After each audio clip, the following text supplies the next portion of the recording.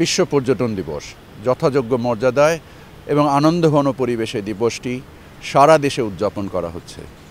বিষয়টি উপলক্ষে আগারগাঁও পর্যটন ভবনের সামনে বর্ণাঢ্য র্যালি, সাইকেল র্যালি, এতিম শিশুদের জন্য লালবাগ কেল্লা সফর, মনোজ্ঞ সাংস্কৃতিক অনুষ্ঠান, আলোচনা অনুষ্ঠানের আয়োজন করা হচ্ছে।